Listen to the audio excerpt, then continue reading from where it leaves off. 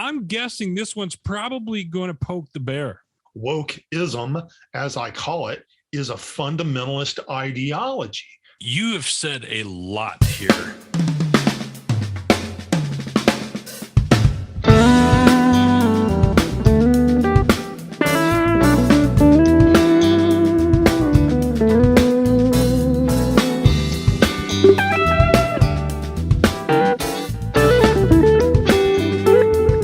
Now, 20 years later, is history repeating itself?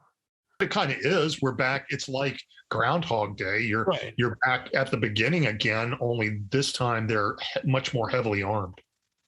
I don't know. It blows my mind, John. I can't understand. I guess my question, John, is what's our ideology? It's ethnocentristic activity that America does, that it's so ugly American. For the most part, for the last 20 years, we did a lot of great things there. But now you look at it and it was like, was it all for naught?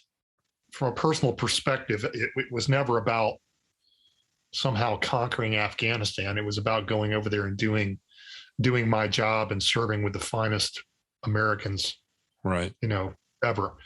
We've seen the Antifa and the BLM riots happening. I thought those were peaceful protests. Oh yeah, they are mostly peaceful. Sure. Yeah, they were mostly peaceful. Kind of like that was a mostly successful exit from Afghanistan.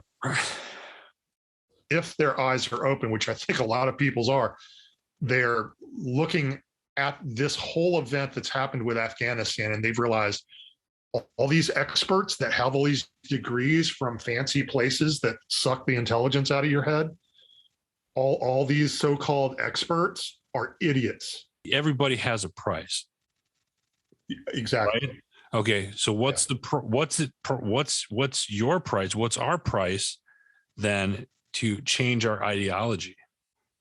A congressman or a senator, I can't remember which one, but they make about $170-ish a year is their salary. Right. How is it that these people have hundreds of millions of dollars in the bank? You don't do that on 170 grand.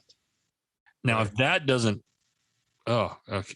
Yeah, I'm going to stop right there. Why would a company like, I don't know, Coca-Cola or name the other large corporation, Bank of America, why would they do something that was going to harm the country?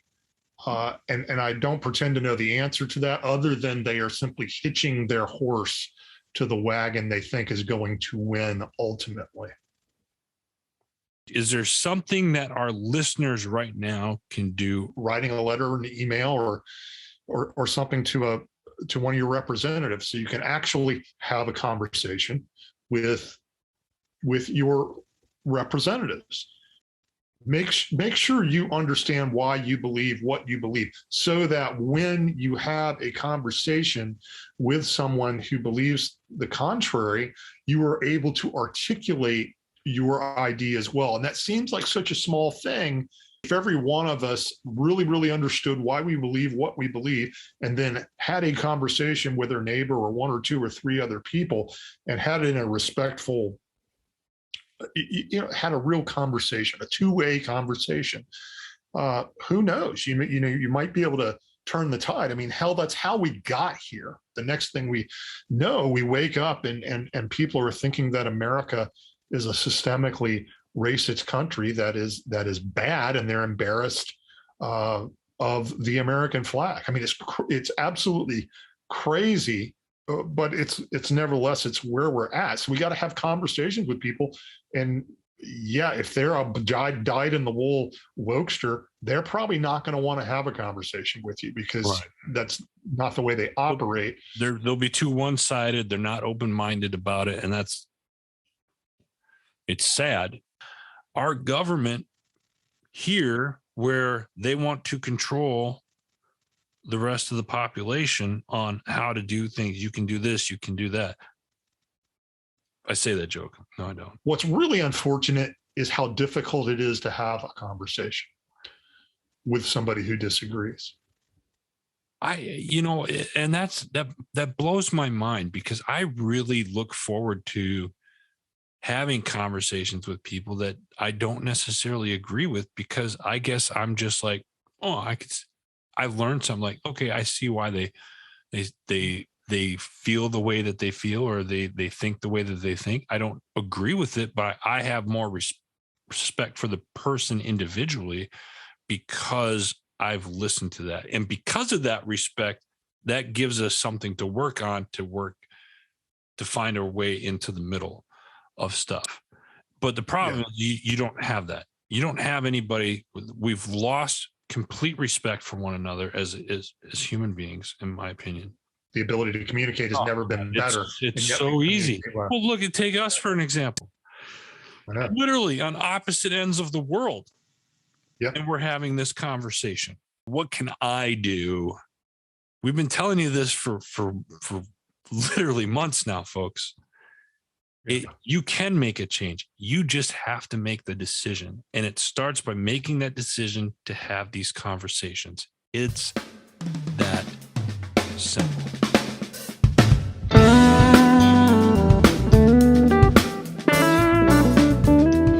We're John and Stacy Curry from Semper Savage, a veteran-owned, family-operated company making the finest marinades and dressings on the planet.